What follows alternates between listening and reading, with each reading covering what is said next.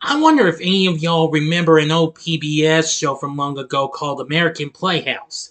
Well, 35 years ago, this very month, they gave us their first ever theatrical film, and I'm about to review it. Get ready as I bring to you my review of Stand and Deliver. Bad Days Entertainment Rankings and Reviews.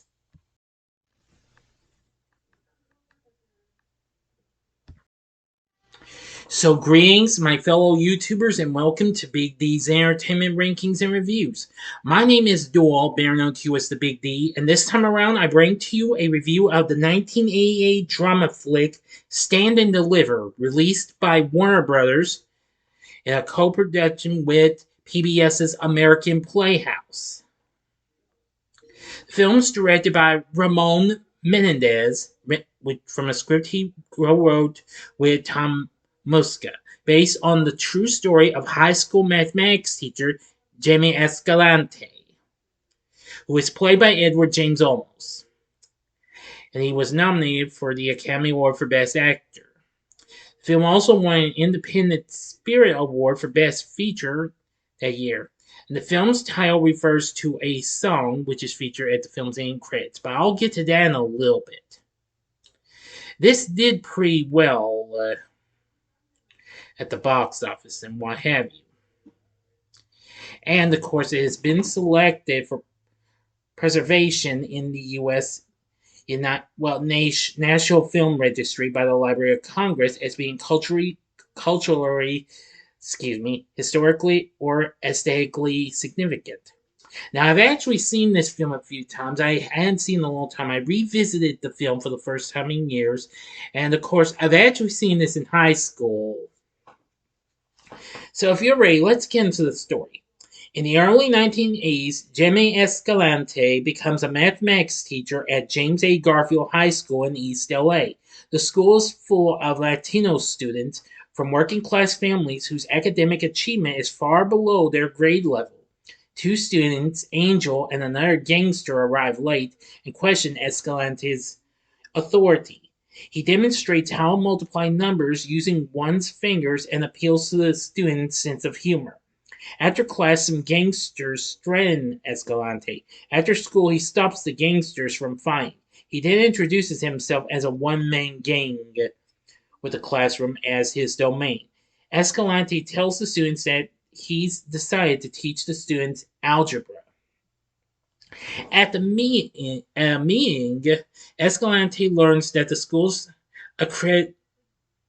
accreditation is under threat. I had to check the word correctly, forgive me, as test scores are not high enough. Escalante says that students will rise to that level that is expected of them, and he gives the students a quiz every morning and a new student joins the class. He instructs his class under the philosophy of ganas, roughly translating to desire. Escalante tells other faculty that he wants to teach the students calculus. He seeks to change the school culture to help the students excel in academics, as he has seen the untapped potential of his class. Other teachers ridicule him as the students have not taken the prerequisites. Excuse me again. Escalante states that the students can take them over the summer. He sets a goal of having the students take advanced placement calculus by their senior year. The students sign up for their prerequisites over the summer.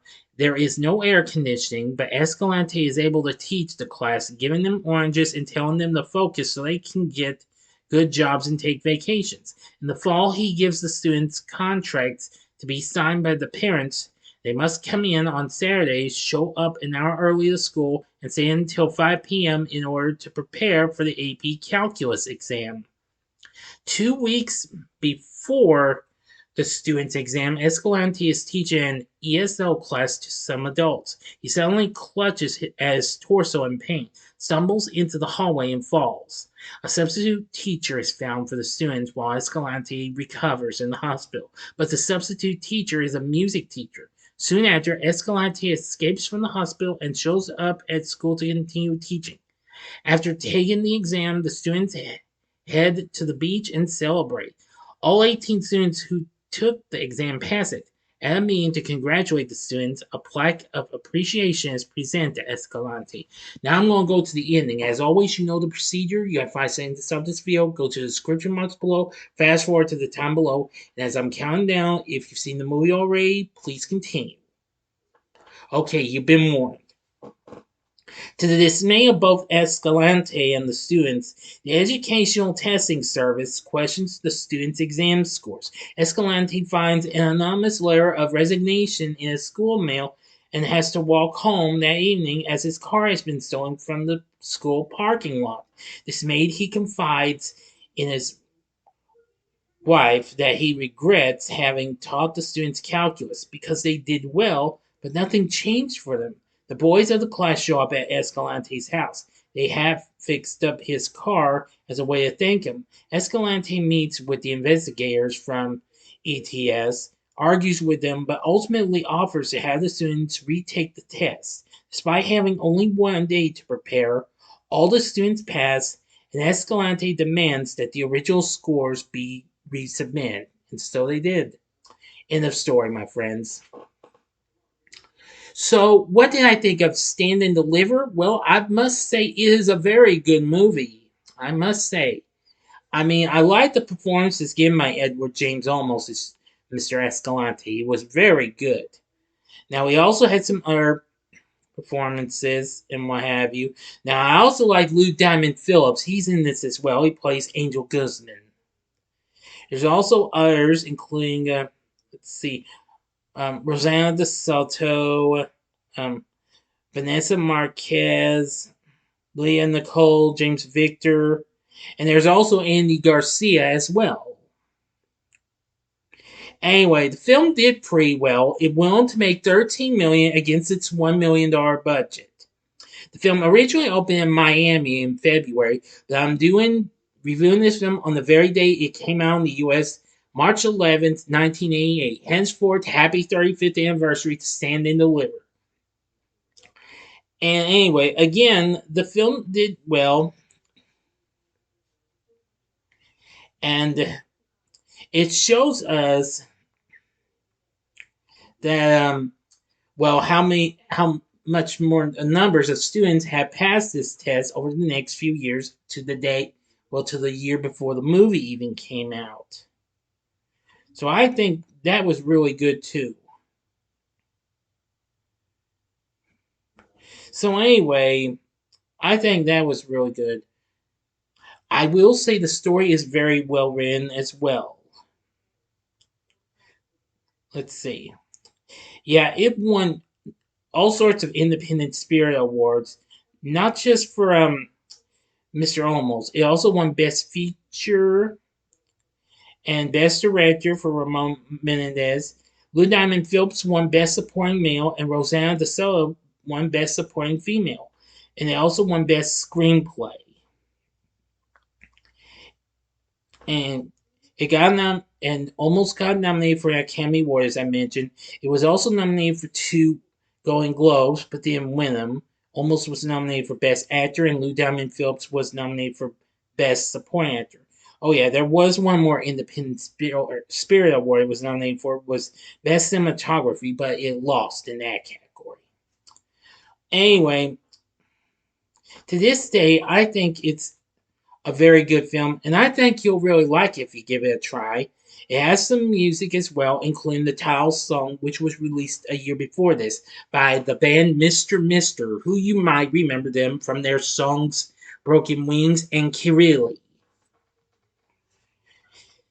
Anyway, with a real good cast, a good story, some good music. The score was done by Craig Safin, who I have seen that name before, as a matter of fact. Mm-hmm. Let me see.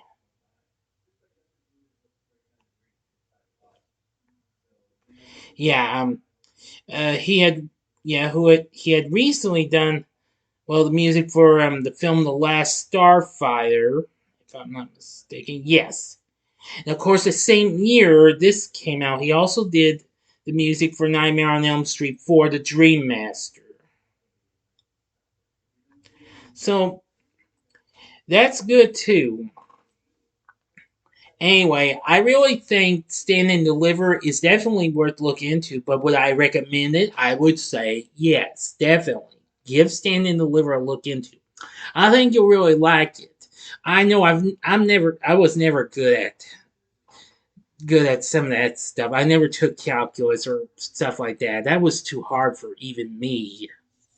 But even so, I still got to see this film in school, actually when I was in high school, and that's what got me introduced to the film.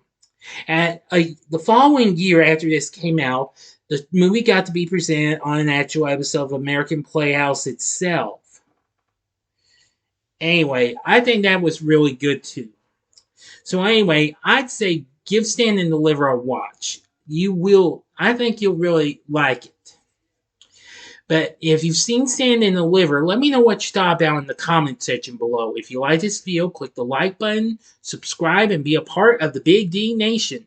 Join me next time when I bring to you my review of the Academy Award winning La La Land. Just in time for the Academy Awards. So, thanks for watching, and if you like this, check out these other films and what have you that kind of involve all the races that I mentioned. In the upper left-hand corner is my review of another film Edward James Olmos did, and that was Selena from 1997. The upper right-hand corner is my review of